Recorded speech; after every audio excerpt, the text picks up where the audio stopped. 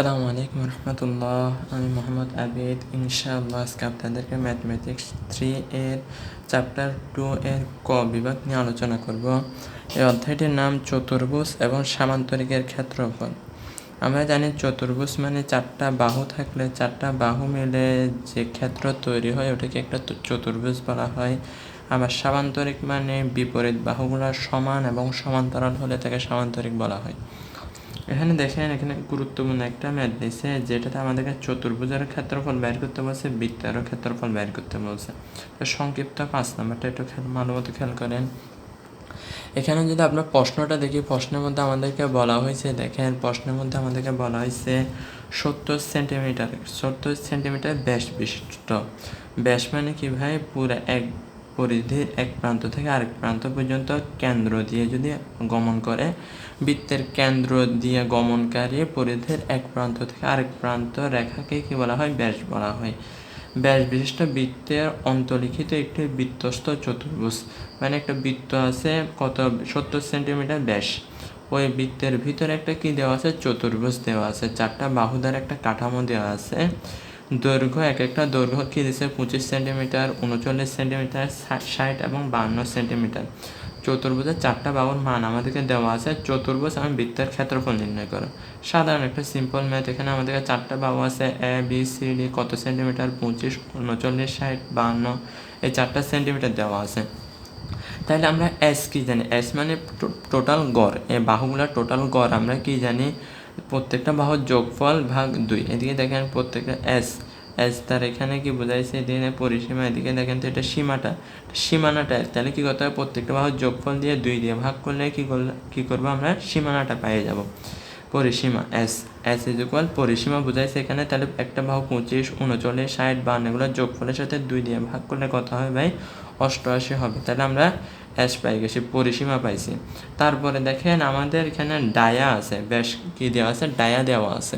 তাহলে আমাদের এখানে ডায়া প্রয়োজন নাই, আমাদেরকে লাগবে যে এখানে ব্যাস লাগবে না, আমাদের লাগবে যে ব্যাসার্ধ। ব্যাসের অর্ধেক মানে কি? তাহলে ব্যাস যদি 70 হয়, ব্যাসের অর্ধেক 2 দিয়ে ভাগ করলে কত হয়? 35 সেন্টিমিটার। এটাই হচ্ছে আমাদের ব্যাসার্ধ। তাহলে আমরা চতুর্ভুজের ক্ষেত্রফল কি জানি? কয়েকটা সূত্র আছে, মান অনুযায়ী সূত্রগুলো ব্যবহার করা হয়। এখানে যেটা 4টা বাহুর মান দেওয়া আছে এবং একটা পরিসীমা বের করছি, তাহলে কি জানি? √ s minus a into s minus b into s minus c into s minus d। S এর মান কত ভাই? 88 মাইনাস এর মান কত? প্রথম বাহু কত ভাই? 25। প্রথম বাহু কত দেওয়া আছে? 25 গুণন 88 মাইনাস কত? 88 মাইনাস 39 গুণন, তাহলে কী হবে? 88 মাইনাস করতে হবে 60 হবে, ইন্টু কী হবে? 88 মাইনাস 52। এটা হচ্ছে সমষ্টির সূত্র। মানগুলো বরাবর বসালে ক্যালকুলেট করলে কত হবে ভাই? 1764 বর্গ সেন্টিমিটার। 1764 বর্গ সেন্টিমিটার, 1764 বর্গ সেন্টিমিটার। এরপরে এটা আমরা কি পাইছি? চতুর্ভুজের ক্ষেত্রফল পাইছি। এরপর আমরা যে বৃত্তের ক্ষেত্রফল বাই করি, পুরা বৃত্তের ক্ষেত্রফল আমরা কি জানি? বৃত্তের ক্ষেত্রফল আমরা পাই r²। বৃত্তের আমরা ক্ষেত্রফল বলা হয়েছে এখানে, একদম মুখস্থ করা যায় এগুলা। বৃত্তের ক্ষেত্রফল আমরা কি জানি? পাই r²। পায়ের মান কত? 22/7। এটা না লিখে আমরা লিখতে পারবো, এটা ভাগ করলে কত হয়? 3.1416 লিখতে পারবো। 22/7 যে কথা, 3.1416 একই কথা। তাহলে পাই r², পায়ের মান কত? 22/7 ইন্টু আর মানে কি? এখানে ব্যাসার্ধ কত আছে ভাই? ব্যাসকে অর্ধেক করে ব্যাসার্ধ পাইছি 35। 35 ওপর কী হবে? আর এর উপর স্কোয়ার আছে, তার জন্য এটার উপরে স্কোয়ার হবে, বর্গ হবে। তাহলে কি 3850 বর্গ সেন্টিমিটার। 3850 বর্গ সেন্টিমিটার। এটাই হচ্ছে আমাদের কি ভাই? চতুর্ভুজের ক্ষেত্রফল, আর এটা হচ্ছে বৃত্তের ক্ষেত্রফল। এরপরে ভাই এখানে যদি আরেকটা ম্যাথ খেয়াল করেন, উদাহরণ 7 নাম্বার। এখানে ভালো মতো খেয়াল করার প্রশ্নটা আমাদের কী বলা হয়েছে? একটা চতুর্ভুজ দিয়েছে, চতুর্ভুজে অবশ্যই বিন্দু কয়টা থাকবে? লাস্ট পয়েন্ট কয়টা থাকবে? এ বি সি ডি, 4টা বিন্দু আছে। এখানের মধ্যে কোণের মান দিয়ে দিছে ভাই। দেখেন এখানে এর মধ্যে একটা কোণ উৎপন্ন করছে, বির মধ্যে একটা কোণ উৎপন্ন করছে। এই দুটোটা কোণ কি বলছে? সমকোণ।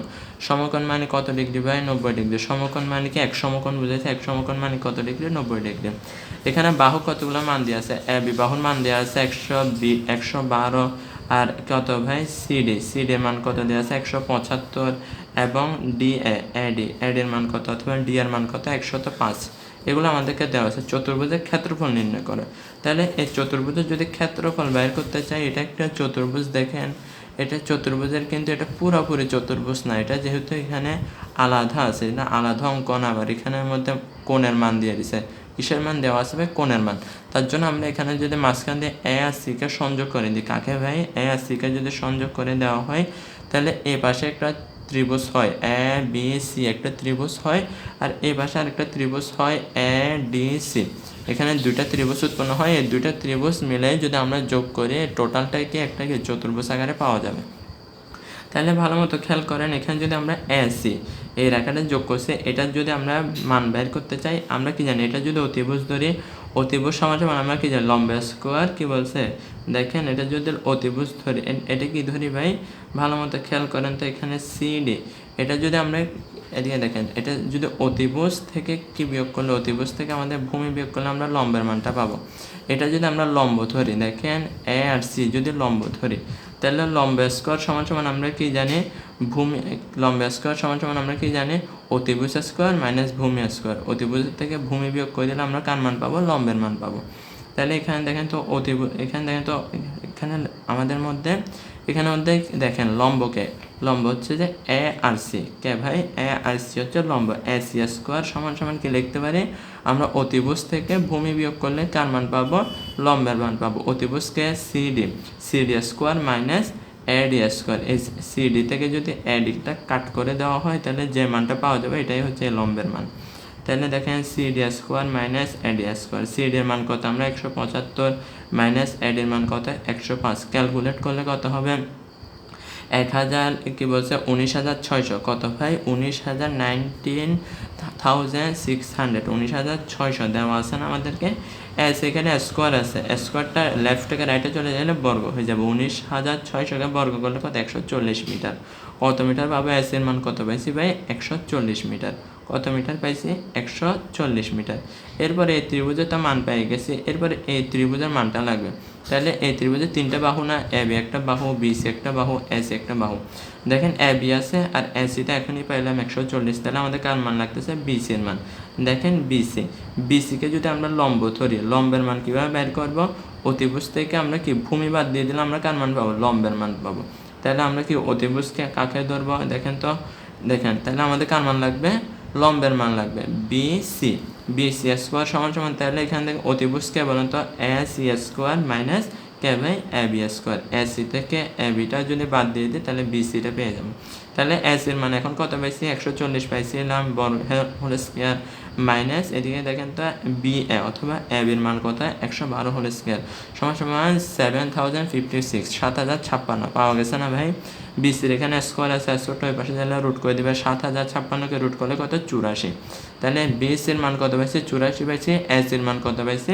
140 পাইছে। তাহলে এখন আমাদের প্রত্যেকটা বাহুর মান জানা আছে না? তাহলে এটা একটা ত্রিভুজের সূত্র, এটা একটা ত্রিভুজের সূত্র, এই দুটোটা মিলাই কি এই পুরো চতুর্ভুজ। তাহলে চতুর্ভুজের ক্ষেত্রফল সমান সমান একটা ত্রিভুজের ক্ষেত্রফল যোগ আরেকটা ত্রিভুজের ক্ষেত্রফল। তাহলে প্রথম ত্রিভুজকে এ বি সি প্লাস দ্বিতীয় ত্রিভুজের ক্ষেত্রফল কি? A C D. এই দুটো ত্রিভুজের ক্ষেত্রফলের যোগফল কি? এই চতুর্ভুজটা। তাহলে ত্রিভুজ সমান সমান হাফ ইন্টু ভূমি গুণন উচ্চতা, হাফ ইন্টু ভূমি গুণন উচ্চতা, হাফ ইন্টু ভূমি, ভূমিকে আছে এ বি, ভূমিকে আছে ভাই এ বি, ভূমি গুণন উচ্চতা, হাইট কত? বিসি, ভূমি গুণন উচ্চতা দিলাম হাফ ইন্টু, এরপরে ত্রিভুজের ক্ষেত্রে হাফ ইন্টু ভূমিকে, ভূমিকে বলেন তো এডি, ভূমিকে বলেন তো এডি, ভূমি গুণন উচ্চতা, উচ্চতাকে বলেন তো এসি, উচ্চতাকে ভাই এসি। তাহলে মানগুলো বরাবর হুবহু বসাবো। এ বি সমান সমান আমরা কত পাইছি? এ বি সমান সমান আমাদের কত দেওয়া আছে? 112। বিসি, বিসি সমান সমান কত আছে? 84। বিসি কোথায় ভাই? বিসি কত বের করছি? 84 বের করছে। হাফ ইন্টু, ভালো মতো এডি খেয়াল করেন, এডি এ আর ডি কত? 105 প্রশ্নেই দেওয়া আছে, আর এসি এটা ক্যালকুলেট করে 140 বর্গমিটার বের করছি। পুরোটা হিসাব করলে আমরা কত পাবো? দেখেন 12,056। দেখেন ভাই কত পাইছে?